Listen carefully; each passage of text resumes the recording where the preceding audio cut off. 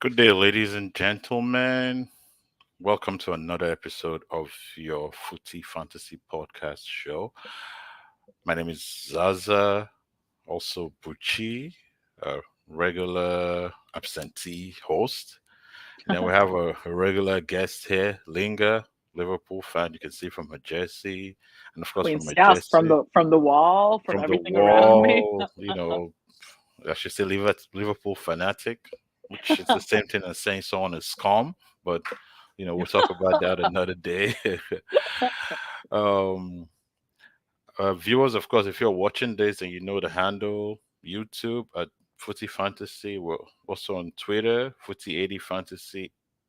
Instagram is the same as YouTube at Footy Fantasy. Please, we've been here for a while. I know we repeat this all the time, but we cannot stress it enough. Please like, share our content, subscribe, react. Uh, Woo! so just we're here for that. So without much ado, let's dive in. So where do we start? Do we start with the drama kings, the new drama kings, or go to the old drama king? I mean, so much drama, so many drama kings. Okay, so let's keep it simple. I think we'll go for the easy one. We'll go for the easy bite because I think this will be a good one and a short one. So we'll Mm. go straight with Liverpool. Linger, tell me about the resurrection of Liverpool and the second or third coming of Klopp. It seems to be Yeah, back. His seriously. mojo seems to be back. Yeah, so as a lot of you know, the game yesterday for someone in California like myself was at 4:30 in the morning. So I woke up at 4. I'm the chair of our official supporters club, so we go to the pub to open the bar. Like 10, 12 of us are there. I'm walking in, the game has started. We immediately concede, and I'm like, should I just walk out? Like, what am I doing here? I could be sleeping, man. I need my rest. Teaching is hard. I saw our starting lineup. I actually don't think any of the defenders on the lineup itself. So that was Gomez, Robertson, Kwanzaa, and Matip. I wouldn't say any of them to me are individually bad. I know people are mixed on Gomez, but I saw that lineup and was like, whew, okay, we're going to concede today. That's fine. I'm just going to prepare myself. We conceded immediately. We played like shit in the first half pretty much. Klopp made the strange, incorrect call to start McAllister, who is a great player, who will be great for us, who played 2 different games for Argentina last week at altitude. So if you're on social media, maybe you saw pictures of him like with his oxygen mask before he'd play these games. So he played terribly. I mean, there's no ifs, ands, and buts. I understand why, but he was terrible. He was sticking up the place a little bit. Klopp correctly took him off, put someone else on, put on Elliott. He took off like Jota and Diaz. He put on Nunez. All the changes, everything. Second half just clicked. We were a lot more recognizable. Things felt a lot more fluid. We got a very excellent like individual goal, thanks to an assist from Mo, but like an excellent individual goal from Robbo. We got a great goal from Gakpo, who was then immediately taken off the pitch. We got an own goal, but I'm counting it as a goal for Harvey Elliott, local kid, ran into the crowd. It was really beautiful. And we ended up winning 3-1. Like by the end of it, I couldn't even remember the stress of the first half because we felt so normal. And Klopp said afterwards, he doesn't see it as year 8 of his time as Liverpool as much as he sees it as year 1 with this team. So it feels like things are starting to click even without Trent and Virgil, who were the 2 people we were missing that day. So I'm feeling like very good right now about Liverpool. I still have some questions. I still think our midfield needs to like coalesce a little bit more, but this definitely feels better than like a lot of last season.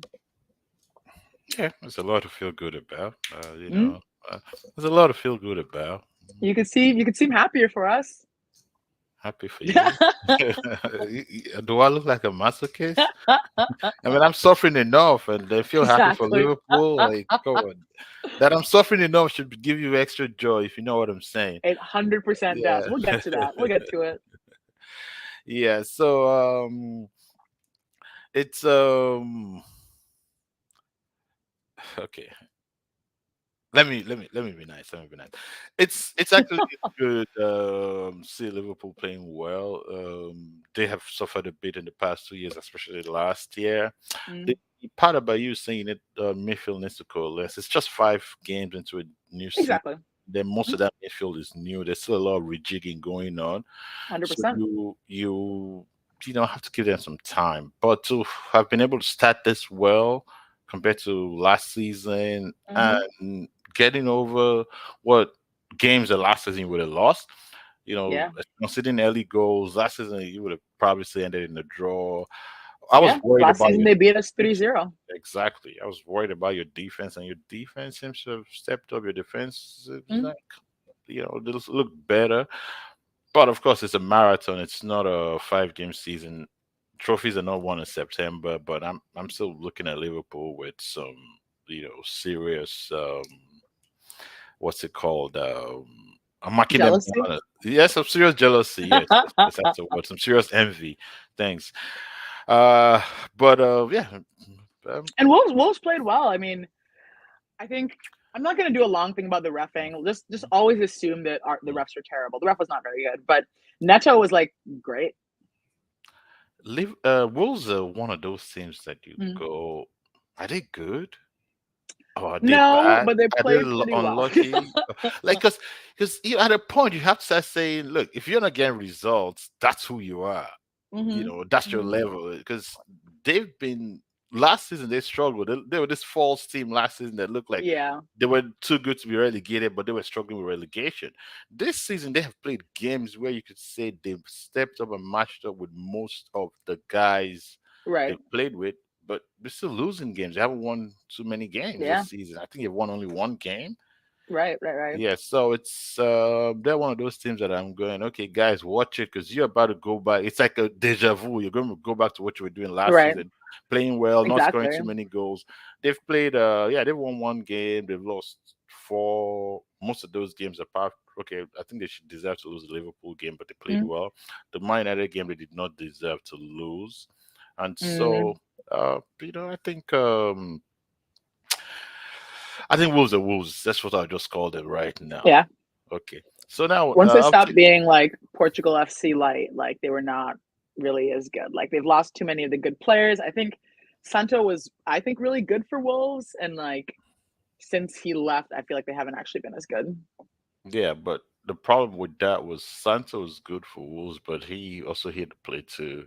Because if you remember his last season, Mm, he was actually started dropping. Looked like the squad had gotten to that's the true. best of what That's they could true. be, and he also kind of looked frustrated.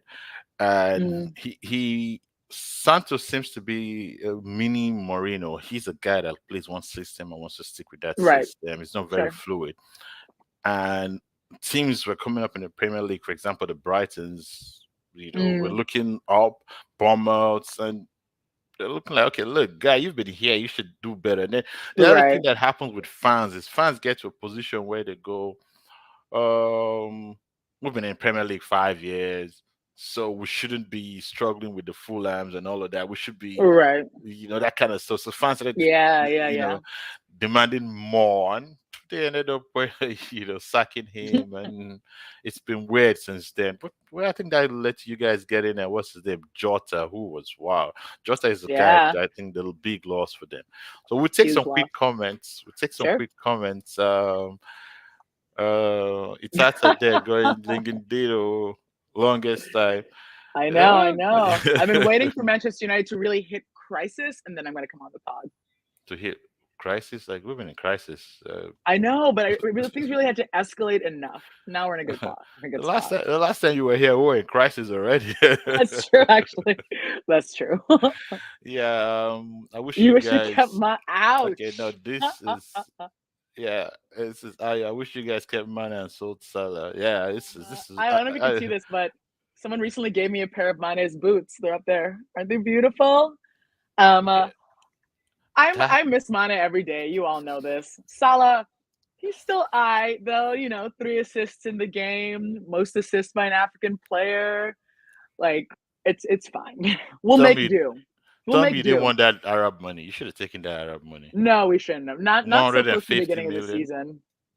I don't 150 trust million. FSG to spend it well though. Like so, if our old That's directors of football were still there, then I'd be like, maybe we should. We can find all these talents. But FSG, I'm like, nah. Let's keep our proven amazing player.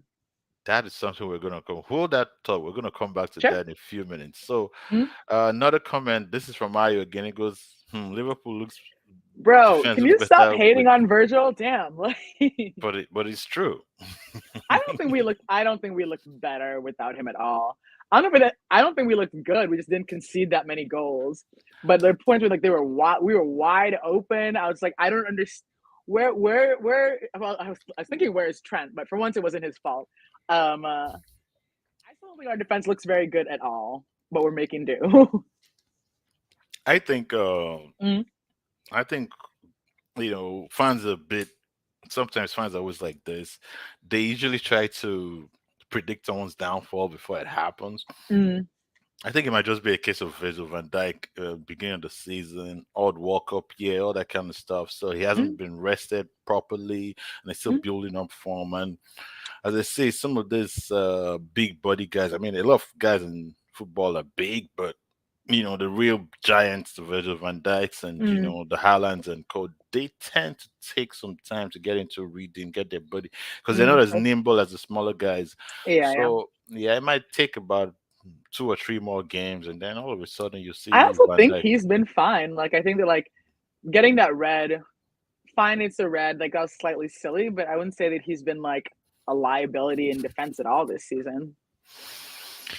Okay, oh goodness, man. The Manchester United fans are just lined up today. Wow. It He's goes been, Oga Kame, bro. it goes Oga Kame, it goes Linda is Once just in love with Virgil, Van Dyke. Man has been dead for 2 seasons yeah. now. Better talk to you when Virgil's in prison like the rest of your players, bro. Like at least Virgil's out here. I don't know, being a good person, all those sort of things, not complaining about the manager. United fans better like not even start with me. No comment. Okay, No okay. comment. No comment. You I know, would just you feel rather that have Virgil or Harry Maguire? Everyone, look inside your own heart and decide for yourself. no comment. Okay. No comment. No comment.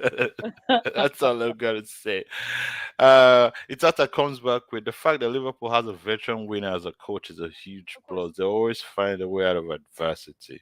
It really is Okay. the mentality monsters thing. Like we even talked about it last season with the game against Arsenal, where we started Arsenal bottling the title, but like something about Anfield, something about Klopp, we just have moments where we can pull it out, even if we haven't played that well, and that's nice about winning a lot, which is you do kind of build that resilience. Yeah, but I don't Mm. think mentality wins alone wins championships. You need Not at talent all, and other not at things all. there. But it can be But the difference between like grinding out a win and just about getting it and fighting until the last second and like your head going down and like not doing that. okay. Now quickly, Mm, something you said. I want to sure. go back to that. Like, Mm, you said that you don't trust FSG to spend the money well. I know, so I want to go back to that. mm, Last month before we move on away from Liverpool, sure. the thing has been weird because FSG were the good money spenders. Like they were the guys that spent big money and hit gold. When they spend Mm, Van Dijk, Allison, whichever they're yeah. going, why would you spend so much money on a goalkeeper? Van Mm, Dijk, what that money, like yeah, of course. Mm, City famously pulled out of buying Van Dijk and they were gold. They spent 32 million or thereabouts, 30 million. They spend little money on Salah, Mane, right. and they've been good at spending money. Then all of a Mm, sudden, it seems they've become terrible. So is this mm. all just about one person? It's not.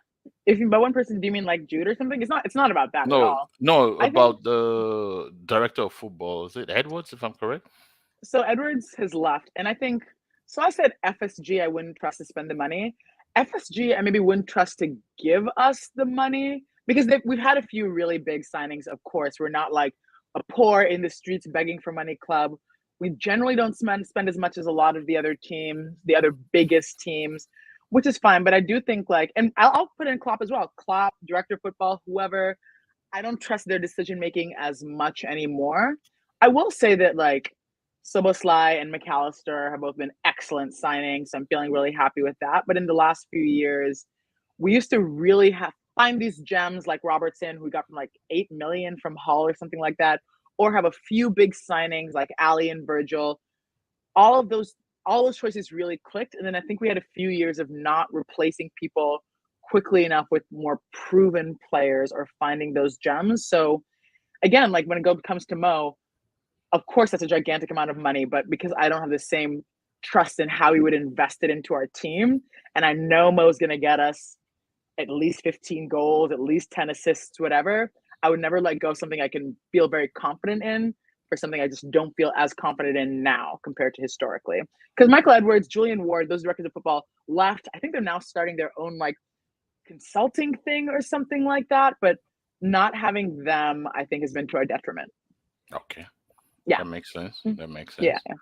So it's about penny pinching and a little Mm-hmm. bit organizational FSG, reorganization. rice at home, but once Um, in a while we get our Indomie with Darwin. yeah.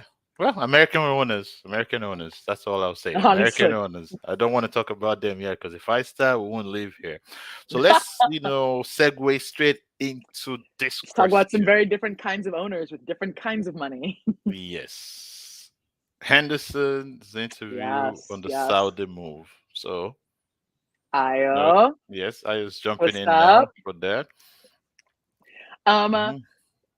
so longest story short, you just shouldn't have done this interview. It has not helped anything. I think my thing going into it is if you already felt like it's not about being on his side or not. If you're already super critical, nothing will change reading that interview. Like a lot of people are just more frustrated now. If you're less critical, like me, I think I have criticism of him doing that move. I don't think I've talked about this on this pod before. I don't think it like erases all of his activism and means that it was never true. Like I don't think it's that clear or obvious. It erases it. So It does. It erases it. okay, okay. Um, but I, for me, I don't think it does. But I understand that, like, for a lot of fans, like, it really undermines it because it does undermine it in some way. I just don't think it fully erases it. So that interview doesn't really do anything to help people. I think my read is like I see a lot of like naivety in him being like, well, and in my being here, and I'm like, I think the ways to read it are: is he just bullshitting us? Like he really thinks he can make a difference just by being here, or did he believe that, but he actually just doesn't get it?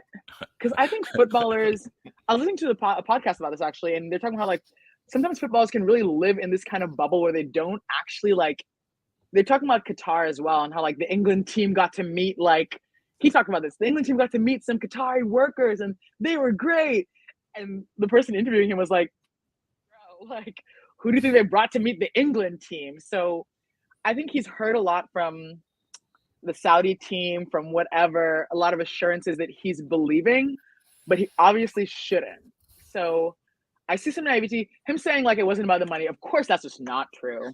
He wouldn't say it is about the money, but of course, that's not, I'm not even mad about it. Come on, man. Like, obviously, that's not true. But like, honestly, my biggest thing about this interview is that he really shouldn't have done it because it hasn't made anything better for anyone, even people who were like feeling at least a little more positively about him, like me. Like, it didn't make me feel any better about it. And for people who are already upset, it's just a lot worse because it can read as being really like hollow, hypocritical. I think if you read the whole interview, you see him coming to realizations about the depth of the pain he's caused. So he moves from like, at first he's like, I'm sorry people felt that way, which is like that kind of apology we all hate.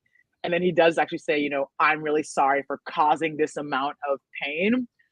But yeah, I don't think it's helped anything. Like it would have been better that he just like didn't do it or did a different kind of interview or something. One thing you didn't say. Mm-hmm. Well, thank you for your thoughts. But one thing you Sure. did not say was you said, "Oh, people that felt bad about him, didn't make them feel any different. People that you know were indifferent like you, kind of like because you liked him before. You Mm-hmm. didn't say it made you feel bad. You only said it didn't make you feel any worse.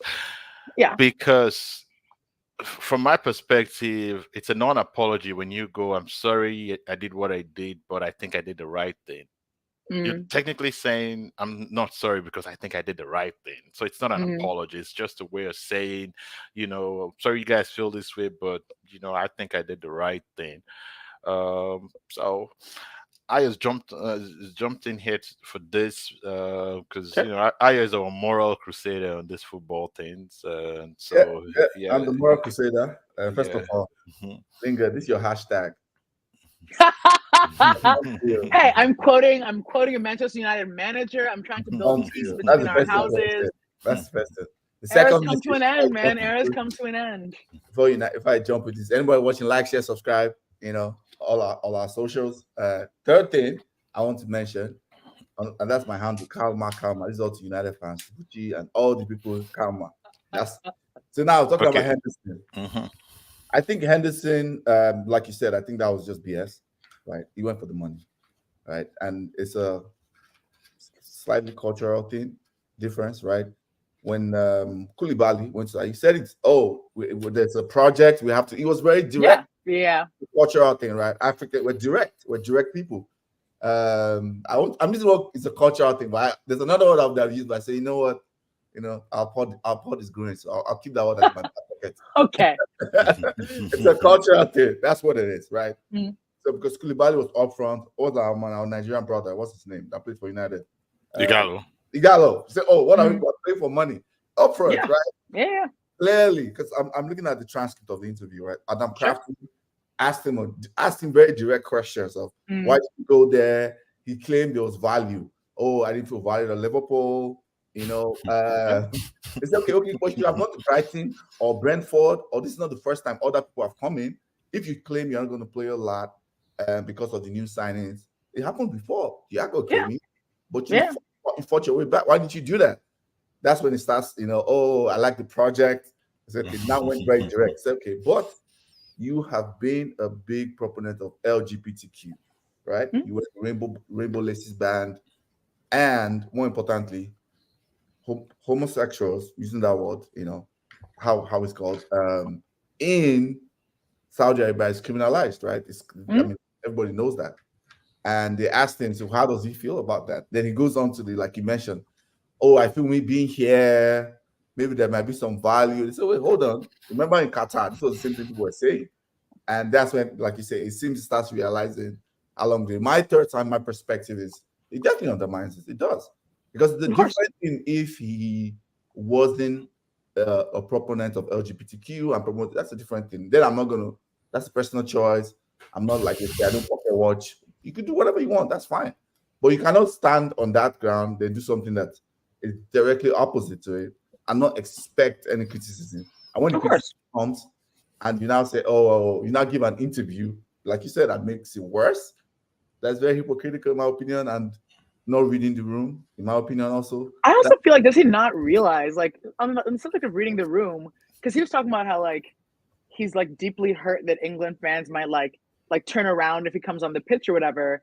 And he's talking about, like, in some of the interviews for me, he actually seems kind of surprised by the response. And I was really surprised by that, which is, like, is it that he doesn't understand about Saudi Arabia, or he doesn't understand about the fans or something? Because I mean, none of the reactions have ever surprised me about this situation, but he seems like it's like he doesn't seem to think that the England fans would feel this strongly. And I'm like, but I'm just surprised. I'm surprised that he was surprised.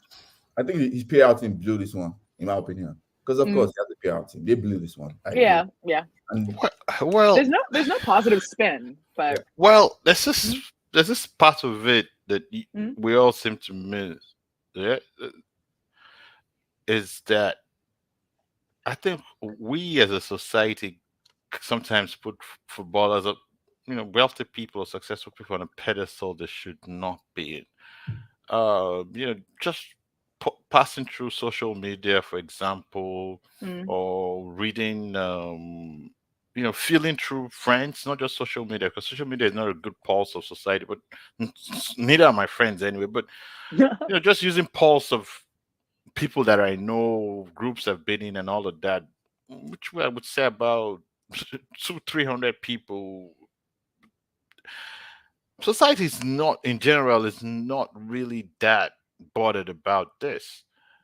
Yeah. It's a few people on one side that are bothered about it, and then a few people on the on the other side. What I mean, a few people is you can split it that there are people that just not even don't care.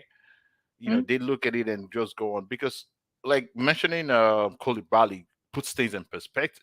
Because a lot of Africans I know go English, the European people should stop this moralizing thing they do, because the only reason Africans move to play football in Europe is for money.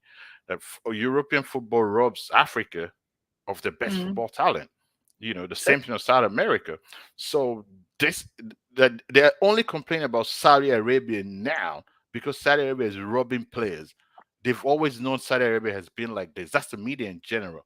Then the Jordan Henderson thing about his legacy is Jordan Henderson's was never um homosexual. He was an ally, but now it's proven that what I mean is was never homosexual is that he didn't come out. I don't know his personal life. So he it's like trying to cry more than the bereaved. You can't say you're fighting for the gays, you're gonna change the situation in Saudi Arabia when you're not really one of them. Like it's like if it was a gay footballer that moved to Saudi Arabia and said, okay, I moved here and I'm the first openly gay footballer moving there and I can change, that makes sense. But him going there and going out change, what are you going to change? That's so naive. But what it just tells me is that these guys, maybe he was just doing this because it was good for his PR in the first place. What we've now found out at the end is that some, I'm not saying all, but some of these activists are not actually real activists. They're just guys that are doing it for the good benefits that come with activism. I'm going That's to push just what back I on that think it a is. little bit because, well, I don't think that like you'd have to be a gay footballer to make a change or anything like that necessarily. But I would also say that like, and to me, this is, I'm a little more maybe positive about Henderson. It is still really disappointing. It does undermine his legacy. All of that is real and is like a really big deal to a lot of Liverpool fans. So I just want to like really affirm that I see that. I think that it's also, I think we talk about, it's also not his job to be an activist. So it's not like before he was taking a stand in having rainbow laces and wearing an armband and saying he wanted people to feel welcome at football. That was really beautiful. But I think we also make it seem sometimes like he was like in the streets fighting and helping pass legislation. And now he's going to Saudi Arabia and he's going to do the same thing. Like he says, by my presence, maybe things will be more tolerable. That's naive. It's very passive as well. He's not even saying I'm going to wear the armband here or anything. And Exactly. he's pairing it with They I've got asked to him that respect question. people's They I've asked got to him respect people's religion. And that was a big waffling thing to me as well, which is like, I mean, but if you're gonna respect his people's religion and the way that they're interpreting Islam is that homosexuality is illegal, that's just such a direct contradiction. There's no anything. It just doesn't match. But I think what I'm saying is like I'm personally not someone who wants to erase everything about a person because of one thing. So I don't think it's that he doesn't believe in it at all or he doesn't care, but he's made a choice that he should face accountability for and face the reaction with because he didn't prioritize it over money and moving for money. But I don't think for me it's like, and now he's also because you know how people can be on social media, especially like he's as bad and he's also homophobic, and it's like I don't think it's all that either. I think that like his job was always to be a footballer, and he went with the job over things that he had espoused. And we should still criticize him. I'm not excusing him, but I also think some of the uproar is holding him to a standard that he wasn't even really meeting as an ally. He wasn't really an activist. He was still fairly passive. So to be clear, footballing wise, I don't think it takes, it impacts his legacy. I want to be clear about that because unlike a lot of people, I think a lot of United fans take shots at him because of, the comments. I don't know if it's actually a real comment, or maybe it's allegedly that Fergie mentioned about him never going to be a great footballer. I don't know if it's actually a real comment. I see that a lot. Maybe it's true. I don't remember. I know I've seen those comments fly around. I always thought, controversial that I there were times I said I think genuinely thought from 2019 to like maybe end of 2020, maybe after the season you guys won the league. I said that Jordan Henderson was elite. He was playing at an elite level. He was great. I don't think he was ever world class, but that year and a half, he was playing at a world class level. Just totally every game, 9 over 10, 9 over, he was elite. So I really like Jordan Henderson, but it was just more about, it impacts the legacy around him being an of course. LGBTQ. Yeah. I know I, that farmer is boiling there, waiting for United. Like, what's all this? He's waiting to go on unload. I think, I'm I going to think, I think we spent too much time on this topic. yes. Come on. Yeah, quick Yeah, thoughts, for quick me, thoughts, yeah, quick thoughts. He shouldn't have done the interview, and also like his legacy is inevitably tarnished with a lot of people, which is fair. Makes sense. football is a very tribal sport. When Yeah, people say tarnish his legacy, we live in a sport where people still argue who's the better between Gerrard and Scholes, and depends on who you're asking and the age. but And it's those fans Gerard. Can we stop this say nonsense? exactly But yes, Scholes, that kind of stuff. Scholes Stop. just said it So, was Gerard last week. Scholes is just being, Scholes is a nice guy. But He's you humble. get what I'm trying to say. So legacy depends on who you're asking, because most Yeah. Arsenal fans would tell you Henderson is not good. Many United fans would tell you the same. He's still, But he's still our best captain, and one of our captain exactly. before him was Gerard. No, He's still our best captain. exactly. So that's what I'm trying to say. So legacy Yeah. all depends. Some people tell you you're counting trophies, you're not counting ability, blah blah. So what I'm just trying to say Yeah. is legacy is Yeah, I'm very, counting trophies. What the hell? it Of depends course. on legacy depends on perspectives. Those has much. Footballers will always move 11 Premier for League titles. money. Footballers will always move for money. That's just the truth. Scholes 11 And Premier League titles, 0. for and people Gerrard. should That's right. give up on trying to change Saudi Arabia. Saudi Arabia will never change unless you want to eradicate Islam. That is a simple fact. That's what I know. That's what I personally know. It's not a lot of social change is not compatible with Islam itself. It's the truth. The same way some parts of Christianity in some parts of the world is not compatible with some kind of stuff. It's the same way it's a very, very touchy subject, but I'm just Mm. gonna say that regarding Saudi Arabia, anybody that has the idea that going to Saudi Arabia or this is gonna change Saudi Arabia is so naive that you would laugh him out of the room anytime. Anyone that really knows. Yeah, That's I think for me with Saudi Arabia, the needle can move. Like Mhm. things can become more inclusive in different ways, which you've already seen around women's Mhm. rights. But in my lifetime, I'm not sure I feel optimistic that like homosexuality be decriminalized, but can it become a little safer? I think that can change, but it won't change because Jordan Henderson went there. Like maybe if Messi went there and was wearing like a rainbow shirt every day, but like Hendo was definitely naive here. All right, we're gonna move on to Man United, and at this point, Okay. Ayo will be leaving. Let's stretch. Bye. Yeah. Let's go.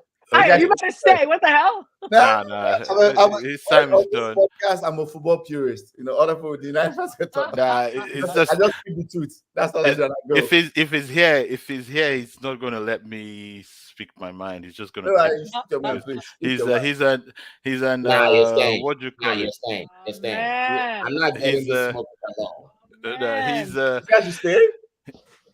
he's The return what of do the you call Mac. it? Olga He's Kwame. the What guy that up? wants to sit on the wall. He likes to call me. I likes to call me the guy that sits on the wall. Then when I start standing, he goes, "No, you're being too." I'm not sitting on the wall.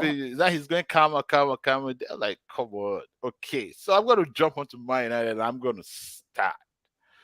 I'm going to Man. start because I've been Timer. waiting. We're going to use timer. But first 2 of minutes, all, sorry, 2 minutes. no. 2 minutes is. I'm not, everything I'm going to say is going to 2 be minutes like per 1 minute. crime a Manchester United player has been accused of in the last 2 months. Jesus, are we going to live here?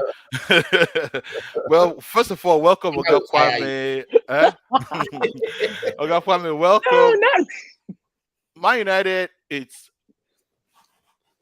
is a very, very complex issue. I'll be controlling the comments. But keep going. Very, very complex issue. What I'm trying to say is, where do you start from?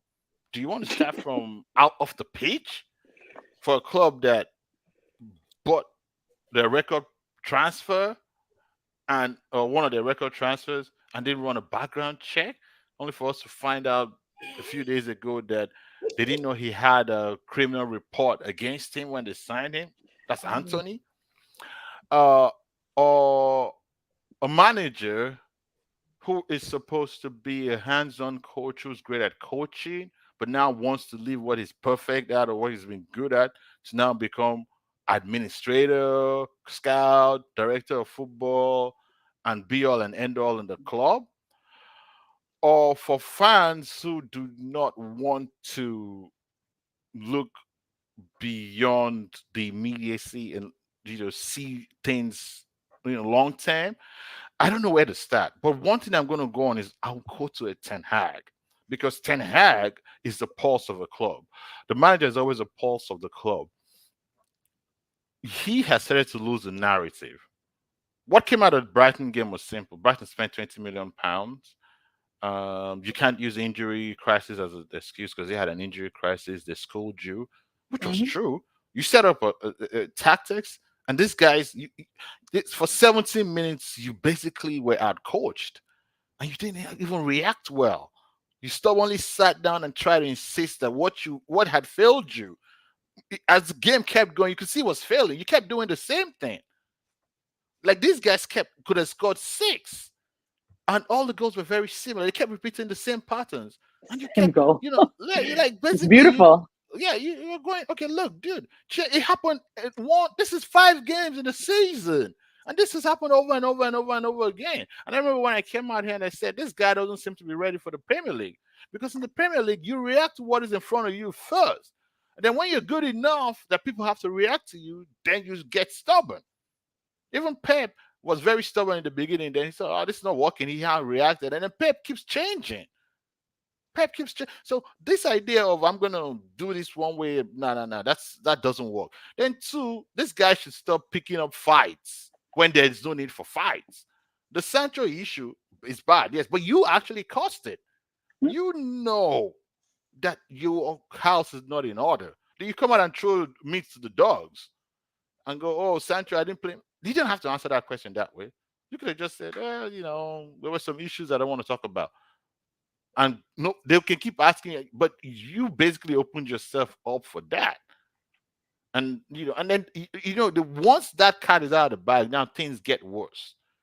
It's one thing after the other. Of course, there's a crisis of the club in terms of the players. It seems like there's bad luck. A lot of players are getting injuries, but a lot of it is down to this guy not showing fluidity when he has to show it. It's just a simple truth from my perspective. But Jola, what do you think? Okay. First of all, I think let me set time up for you. Huh? I said I didn't set time up for you. Keep going. First of all, I think Virgil van Dijk has been a dead defender for the last 2 years. The only thing making him look good is his dead ponytail. We didn't ask you to come out to repeat yourself. You said that 2 minutes ago. Man is out here looking like a hairdresser on a football pitch. This man's hair is prettier than his football. Jealous of his hair, bro. Just admit it. No. This guy looks like a runway model that missed the train to the stadium and ended up at freaking Project Runway. That's what he is. Man is absolute. You guys look better than him. Big Mountain, you guys look better than me. And I challenge you, Linger. I challenge you to come back to me with evidence. When he comes back and you guys start to look like shit, I challenge you to come back to me and tell me I was right. Challenge accepted. Now, back to Ten Hag. I don't listen, Bucci. Honestly, I don't know what you're complaining about. I don't know what are you like. Is this a Ten Hag issue? Or are we talking about Brighton? Because the topic I saw says Man United versus Brighton. So let me talk about Brighton first. All right. You guys suck. That Brighton game dead. The Brighton game dead. Like as soon as the lineup came out, and this man looks like he's going to play a diamond formation, bro. Diamonds are forever, man. Come on. Not at United. not at Manchester United. Like it just. I think Erik ten Hag is a very confused person right now, because you say that he's he's not flexible enough, he's not rigid enough. I think yesterday shows that. Well, yeah, maybe he's trying to be flexible, but nah, that's the wrong kind of flexibility. That's not the flexibility that helps. That's not the kind of flexibility that helps. Playing a diamond formation, right? Where McTominay was looking like he was playing on the right, but then again, when we're in defensive shape, we're still getting run over, bro. That just looks horrible to me. Secondly, Aaron Wan-Bissaka, I think, and this is why I agree with you when you say that, maybe he's a little too, the stick he's beating people with, he's using it a little too much. I don't think there was anything wrong with Wan-Bissaka yesterday. This man came out and said, "Oh, Wan-Bissaka was ill." Lies. Absolute lies. He was punished for going to party with Sancho. The guy was in New York. Sancho. Yeah, so we all see social media, man. Wan-Bissaka was guilty by association, and that's why he did not play yesterday. But we've seen that Wan-Bissaka, every time we played against Brighton last season, Mitoma was on lock with Wan-Bissaka, right? Diogo Dalot on the left against Arsenal, Saka was in his pocket the whole game. Never mind that we lost the game. Fuck out of here, bro. It's a compliment. Never mind that we lost the game. Diogo Dalot, kept Bukayo Saka, quiet for the most part. So now, you're going into Brighton, you're bringing Reguilon, and I'm not saying Reguilon is the reason we lost. I'm just saying that the changes he made were not necessary. Please, why is Pellistri not playing ball? Like, the boy is an actual winger, right? And you've bro, I've never seen this guy play the diamond formation. All of a sudden, Anthony's in jail, and now that part of the diamond as well. and now he decides he wants to play the diamond, and he doesn't want to put Pellistri out wide. Listen, I look, Ten Hag needs to get it together, and I think we're being we're being too reactive. And this is me saying this, okay? This is me saying we're being too reactive by, wanting him out or whatever. No, guys, calm down. I think we'll get when we get a full like a clean bill of health, we will be okay. We will be okay. I'm not going to be fit. I didn't say I want him out. And I'm not saying this guy needs like a perfect squad to be able to compete. No, that's not what I'm saying. I'm saying that it's still early in the season. We will get into rhythm. The only problem I have with him is I don't know what the style of play is at Manchester United, and I don't think he does too. Right? He has a ball-playing goalkeeper, but the team is not a ball-playing team. How does that work? He has to answer those questions. So look, the defensive shape is players are being isolated easily. Like, there's just too many fundamentals that are bad from what I know about football technically. So that we can start talking about tactics. Let's talk about tactics. The football, it's weird. It's weird. Tactics. Like, Brighton, we just pass around guys, and then next thing they're isolated against a centre back, and the centre back has to dive in, and of course Shimi beats him because he has to dive in. But how did they get there? Show that's coming out. I don't know. Start talking about tactics. No. Let's move on to Ayo. Okay. Because now we bring the tactical board out. That's why I have my glasses on. Ayo, you have 2 minutes. We all have our role. Ayo, you have 2 minutes. I don't have 2 minutes for this one. But wait, hold on. Let me take this comment. First of all, this is for you, Jola. He goes, "Sing after me." This is Prisewa saying, "Sing after me. Butterflies in my tummy when the Oga Kwame enter." I like it. I don't know what he's talking about. I don't know. This Arsenal fans. I don't know either, but it's great. Once they're on top, they just start. No, leave them. They're just and then they'll cry in the summer, and then they'll start every August, September. They'll start again. I actually don't. You know what? At this point, I don't know who I dislike more, Prince AY or Linger. I'm not sure. I'm still deciding. What? I'm on the list. Prince AY goes, AY, remember what I said last year? Still think you have a shot against Bayern? I don't know what he's talking about. You said maybe Bayern who? You said maybe Brighton Munich yesterday. No problem. Yeah, Bayern Munich will beat us. We know. Tell us something. We're going to lose. We know. Oh no. But we will lose badly. We will lose. We know. You already know Harry Kane doesn't like y'all, man. He's already been cooking over there. It's all problem. over. Every time Harry Kane has a new child, like honestly, he has a fourth child now, so he might score for a bounce for Harry Kane is intense. Okay, all right. Let's. What is it? The diamond formation. It's just two L's together. 2 L's together. Okay. Okay, so let me talk. Let's talk. Serious. Let's get serious now.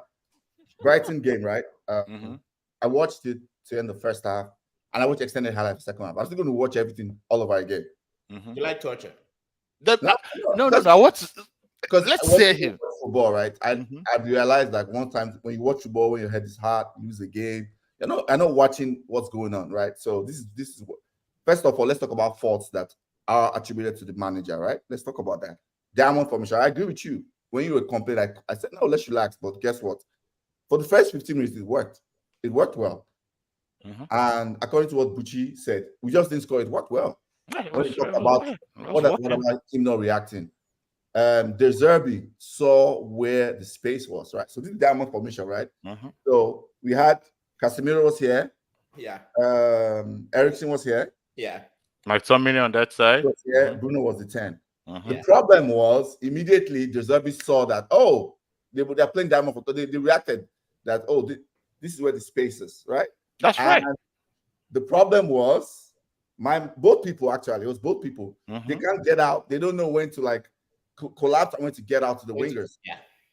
Second problem was the left back was always high, regular to join. All of it was like I-10, Highway 10 Expressway in Houston on a Sunday. Good. That's right. That's right. All of this. So they overloaded us. So that was the first problem. The second problem with the diamond is when they were overloading, right? When we tried to get out, Brighton debuted through the middle. So we could not stop anything. Like I said, Highway 10, whether it's on the wings or down the center. That was the main problem yesterday. And that is solely 100% on Ten Hag. I'll tell you a second layer to the diamond. Apparently, if you watch the post-match conference, that is what we wanted to play against Arsenal. But McTominay getting the knock and regular not passing his medical quickly made him change back and play that. This is what he has been practicing this. So this is what we might stay and with. So if that execution was that bad, oh my God, we're in trouble. So you're telling me this is the plan going forward? Bayern's gonna love it. He wanted to play until Luke Shaw and Malasha come back. That's what he said, right? This was the plan. He wanted to play diamond against Arsenal. That was the plan. But the execution was really bad yesterday. He might change it. Who knows, right? So that is on Ten Hag. I like to talk about long-term trends. The third long-term trend that Bucci kind of mentioned is in-game management of Ten Hag. It's pretty, poor. It's pretty poor. Most of the games we won last season, if you go and look at it, we had to score first, right? Once we led, we were able to close out most of the games. I think 90% of the games. Anytime we conceded first, especially away from home, we lost. And just add quickly to that. And that's one of the reasons why the losses were high goal losses, because once we got scored against, we were prone to concede more goals. Correct. Which has continued this season. But go ahead. I heard you actually lost 7-0 to somebody. It's crazy. What are you still doing here? When I was scheduling this,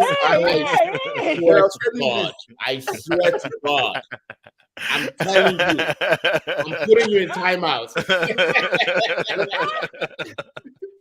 When I was getting this, I actually I didn't know we were going to get this kind of results. So, Linga, I don't like when you're here when United are. This is just. Let me finish my point. Second thing, the third thing, that's the next problem.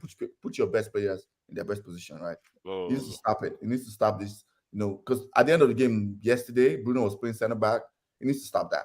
So those are Ten Hag problems. 100%. I'm not going to. Now, all this, what Elga Kwame said, kind of alluded when he said he brings Onana to play possession football, but he doesn't know what he wants to play. I mean, it's misprofiling. It's simple. And those are long-term problems. The long-term problem of misprofiling, which you kind of said maybe wants to be director of football, is misprofiling. This man did not want Casemiro. Everybody knew this. He wanted him. Last minute, they say, Casemiro is available. He says, okay. That's why last season was firefighting emergency. That's not how Ten Hag wanted to play. I kept telling people this. It was clear.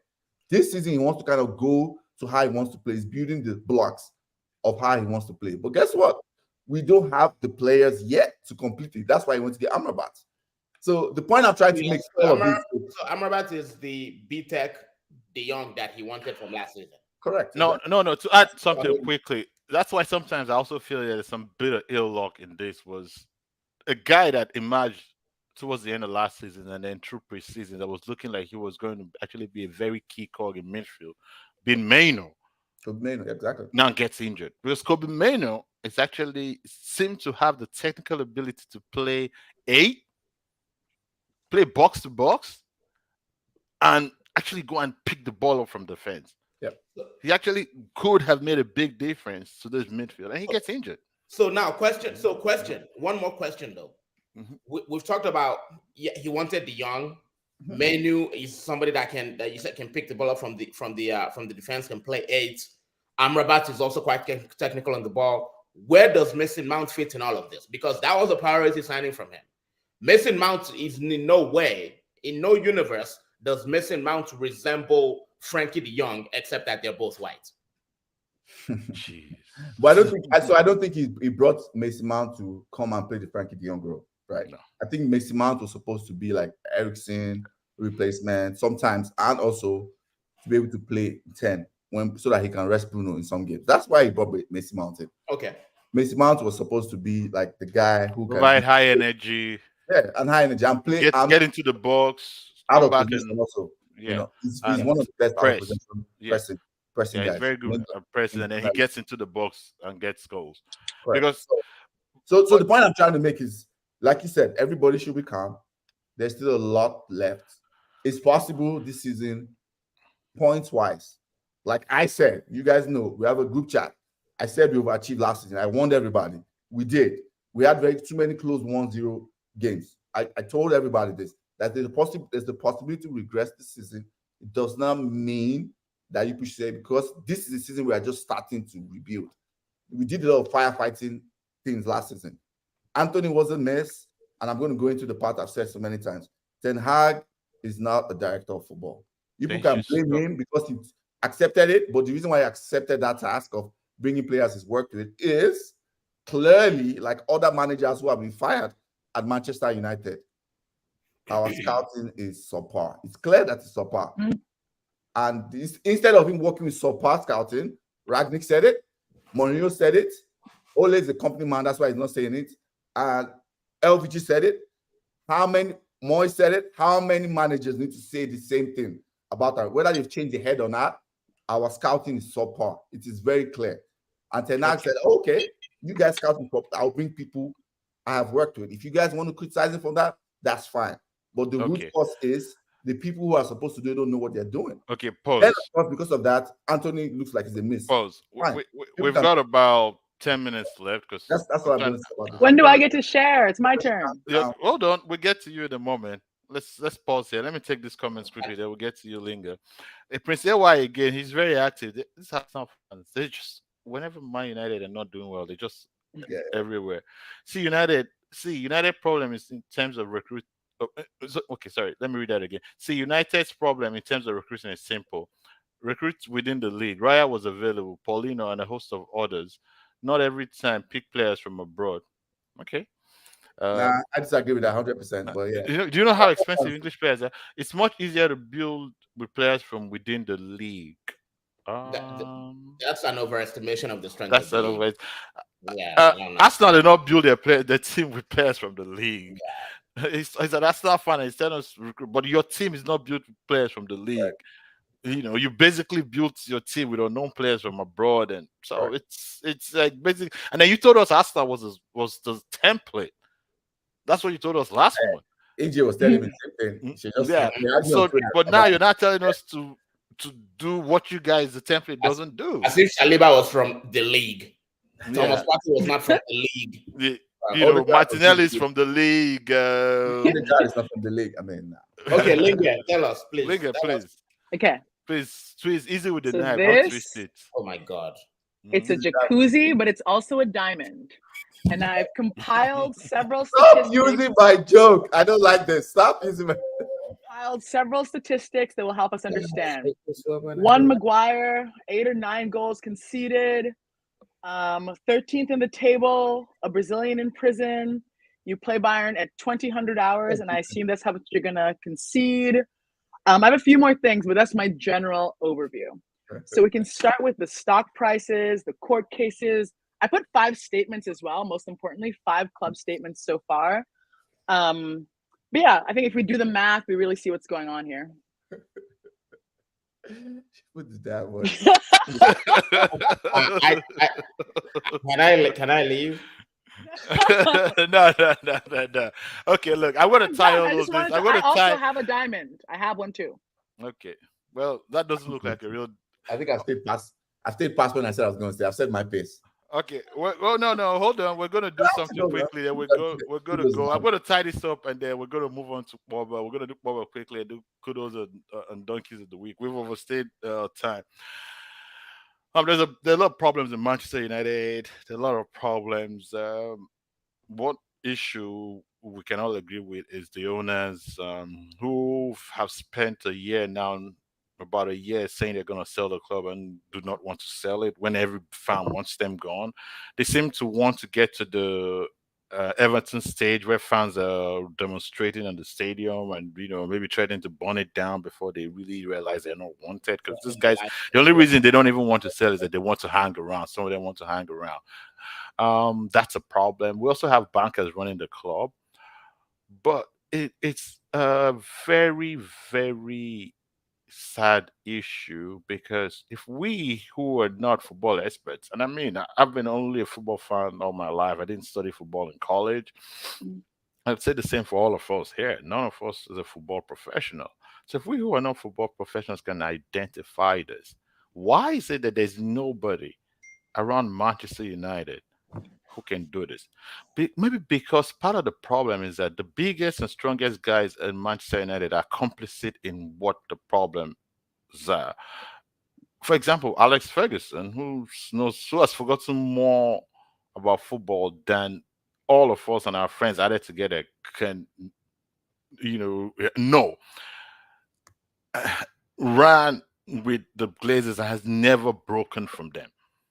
Maybe it's about time he does that for the sake of the club, because this man knows he should know. Maybe it's about time. I mean, yeah, because allegedly Glazers have some stuff on him. I've heard this for many times. Yeah, I've heard this, but I don't know if it's true. That's what maybe that makes sense, because it has to get to a time when people start going, "This is too bad." Because I don't know what else we're gonna do, because we are repeating ourselves every week. We repeat the same thing, so. Prepare yourselves for a long season. That's what I'll say. All right, I'm ready. Yes, and of course, prepare yourselves for Linga coming in here to gloat every time she's on here. Please I'm not gloating. Don't schedule me anytime Linga is here. That's all I'll say. Thank you. But all the hosts refuse to be on with me. I'm glad I don't live close to Linga, and I'm glad she doesn't live close, because come visit. Yeah. Isles met me. I'm so nice. Okay. Yes, she's so nice. To jump, guys. I am going to jump. I have to be somewhere. Okay, man. All right. See you. We're going to talk quickly about Pogba, then we're going to do kudos and donkeys of the week. Pogba is a very easy thing. We don't know about doping yet. It's not yet confirmed because the second test, the test on the second sample has to be done. But the man hasn't come out and denied it, because normally if he denies it, something about either he said or someone's worried that there's something in his food or something is what I've heard. That's a lawyer's way of saying of making an excuse. That's not saying I'm not guilty, because it's different going. Like when I've seen players that have been accused of doping, some of them or sports people have been accused of doping, like the Nigerian hodler. She goes, "No, I didn't dope. I didn't dope, and I'll fight this." And then it later came out that she was not guilty, but he hasn't come out and said that. Nobody has even stepped up to say no, it's not possible. So I've not heard that. But until it's confirmed that he's doped, it's still a provincial ban. But what I'm gonna say is, what a sad end to a guy. Yeah, honestly, what a sad end. This is a guy that sometimes people do not. It's a sign of the indication of how bad this sport is, that despite everything, if you look at this, if you try and put some nuance on the story of Pogba, you would say that Pogba is a guy a lot of people should have some empathy towards, Of but a course. lot of people do not care. They're even happy. They're dancing on his grave because when you look at the story and you start going, okay, look, yeah, this explains some of the issues this guy had. Your own brothers try to kidnap you, Right. extort you for money, and all of that. And yes, people look at, oh, he had all this talent and all of this, and he should have been that. But he's a human being. Human beings are prone to failure. Mhm. It's not even human beings are not prone to success. That's one thing we forget is that we fail more than we succeed. We fail more than we succeed. Talent is not a prerequisite for success. It's not. It's just it gives you a better chance. People that are less talented many times do better than people that are far more talented because there are many things in the mix. Luck goes Yeah. into the mix. A lot of things that can go into a mix that can make anyone successful in life. I mean, you could be the most talented human being, like they say, and step out of your door and die. A lot of people are in the grave that are more talented than people that are alive today. So what I'm trying to say in essence is it hurts me because I feel really bad for this guy. But it's not a very popular thing to say. A lot of people would just go, nah. I remember when he was there, twerking on everybody, feeling like he was on top of the world. But that was just a guy being happy. That's a guy just being happy. Yes, there were issues with the club, but footballers fight with football clubs all the time. It doesn't stop them from being human. But of course, like I said, football is a very partisan thing. It's a very tribal thing, and that's all I'll say because someone from the outside might look at it differently. A lot of Manchester United fans do not feel. Manchester United fans do not feel any.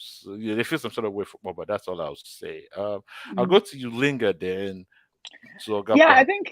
I think it's too bad. I think that for me, it's just a sad case, and like when I imagine all the trauma he's gone through with his family and with all that sort of stuff, and like when everyone was like Pogba's dancing and he's getting haircuts, to me, just my take, like people also often react this way against like black players specifically who offer this kind of like personality or joy or whatever, because it's like most players score a goal and are happy, or the team loses but they still like have enjoyment in their own lives, and like sometimes we act like that can't be possible. You're doing too much if you're doing that.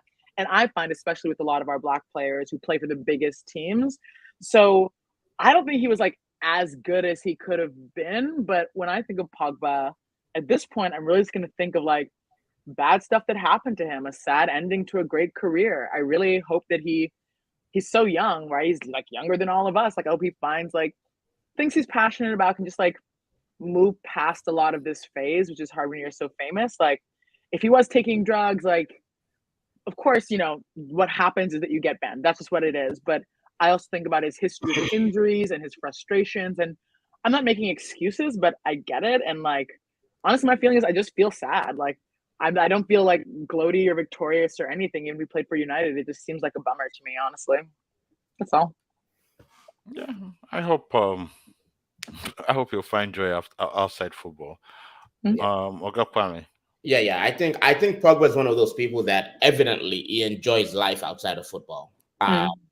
And and what we've seen in the public domain, with him dancing with his brothers and with his mom, it just looks like the relationship, at least with his brothers, it's a little fractured right now. So Mm. I hope that can get repaired as soon as possible. But you have to feel sorry for him because he had so much promise, and Mm. he's just one of those people where you look at his career and you're like, you know what, you could have done more.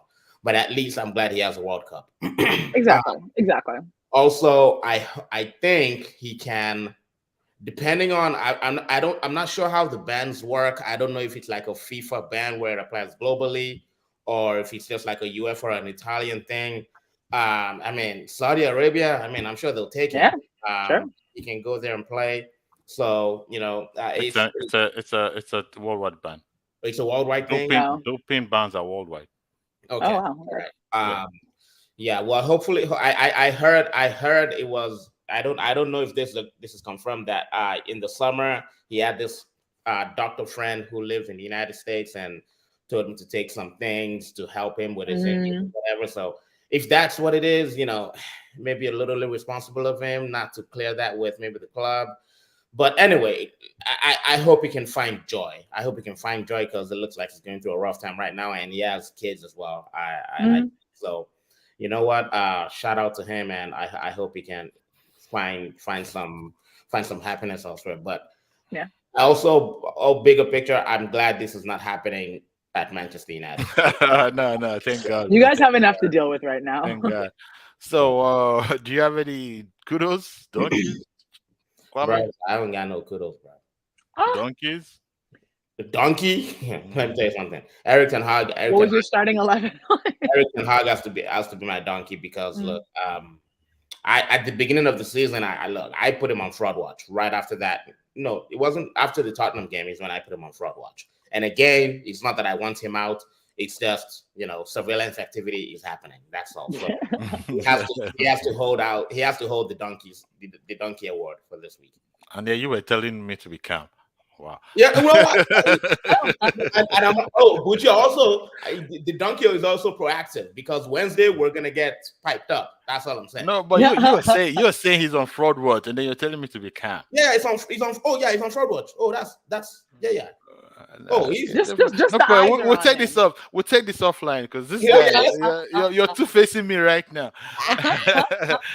Linga, do you have any kudos and donkeys for this week?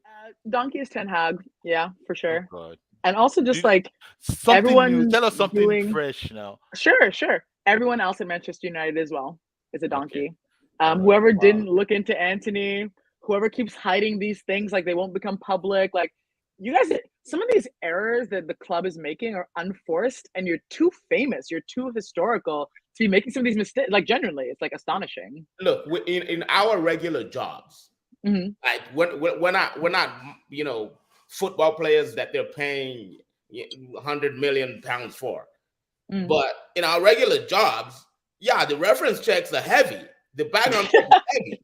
Yeah, like they literally ask you. Has there been anything that looks like criminal activity? Except that JP Morgan, because they seem to be getting scammed all the time. Damn, shots at JP Morgan. That's not what I was expecting. But at the institution like Manchester United, bro, let's Anyway. I was thinking we're like, United is such a mess that we're letting Chelsea off the hook a little bit. So just Poch is a donkey too. And then kudos of the week. De Zerbi, of course, like Brighton, props to them. Big injuries.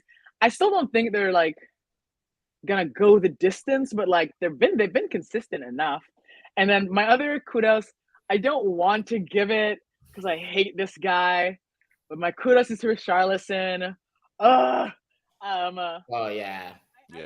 He's actually one of my most hated players of my whole life. But I'm gonna be the bigger person because on international duty, he talked a lot about how his mental health has been and how he really needs some help. And props to anyone, especially a professional male footballer, to say that to the world because it takes a lot.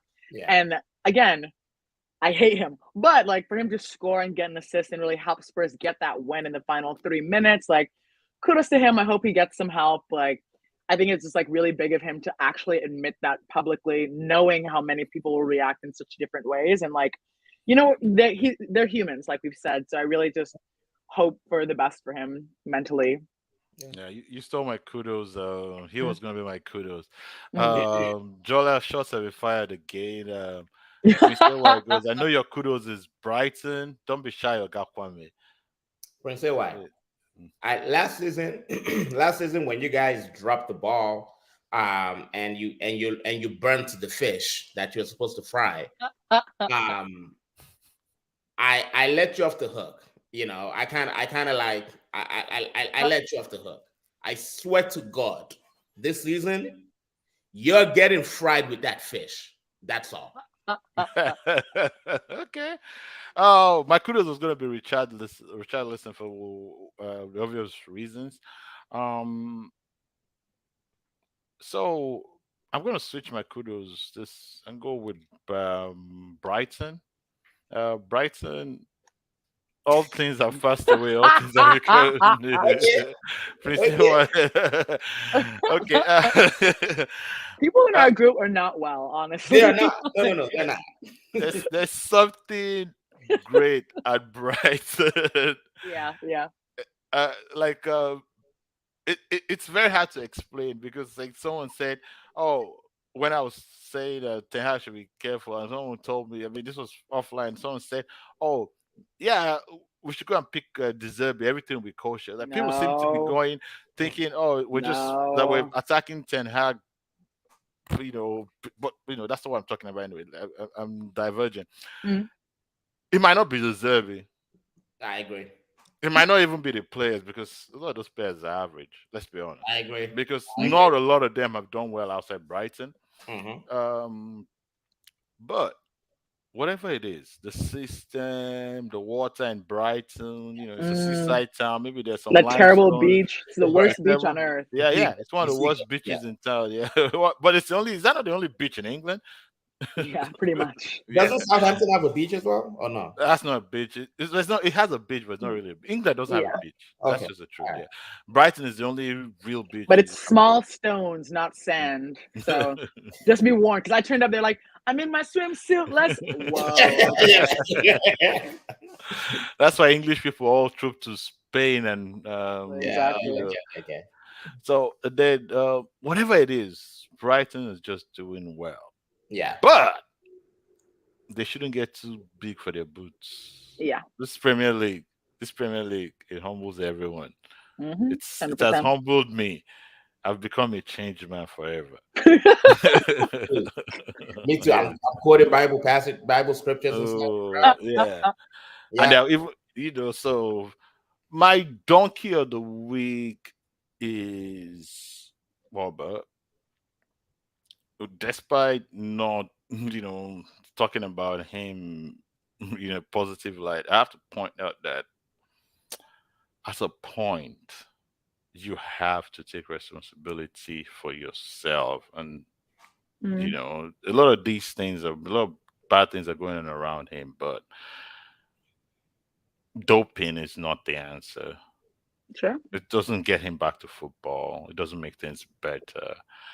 I hope something good comes out of it, but I really, really pray for Pogba, because if he's going down that line, then because there's skills about it, doctor gave him something. That's you don't visit those doctors, those kind of doctors, like that. No reputable doctor gives you that. That's a side, back alley doctor that he visited or something. So that sounds to me like a story that's just coming out just to make an excuse. Just to make it, because that's my donkey of the week. But at the same time, I'm praying he does better. Yeah, sure. That's all I'll do. So before we leave, I'll take the last comment for AY. Oh my God! Please, does anybody have a Bible verse? He goes, okay, this is for Philippians you. Since you've changed, 4:13. Philippians 4:13. Look for it. Let me read his other comment. Then we'll leave. I was telling you something yesterday. Brighton have a replacement for the replacement. The system in Brighton is what you call system that works. Remove a piece, player becomes ordinary. Philippians 4:13. I can do all things through Christ. Through Christ strengthens me. Amen. And I agree with that. Can you send Christ to Manchester United? Man, they all need Christ, man. With Klopp, all things are possible. I think Manchester United should have sought Jesus' help a long time ago. Man, Jesus needs to take the wheel over there. Yeah, I think Jesus actually scored But again. I agree with that last point. Like that Brighton, it's like removing a fish out of water. It's not gonna work. Caicedo left, we saw how that worked out. Cucurella left, we saw how that worked out. Graham Potter left, we saw how that worked out, bro. They even took Brighton's director of football. That is true. And took him to Chelsea, and it got better. And Chelsea got worse. Yeah. Oh my God! Yeah. So please, Tony Bloom is building something massive. Yeah. All right, guys, we have been here for 1 hour 14 minutes. So someone jumped in. Brighton will lose against all small teams. Okay, will against all. So will Manchester United. Like, come on, man. Okay, guys, right. It was good having you. Have a great week, guys. Except I don't- Lingard. See you guys next week. I'm just Sunday kidding. fire you. Fantasy. Sunday fire you. I'm just kidding. Footy Fantasy on YouTube. Follow, like, subscribe, share, please. We'll be back here next Sunday. Man, I need to get out of here. This girl is depressing. Yeah, me, yeah. man. She's killing me.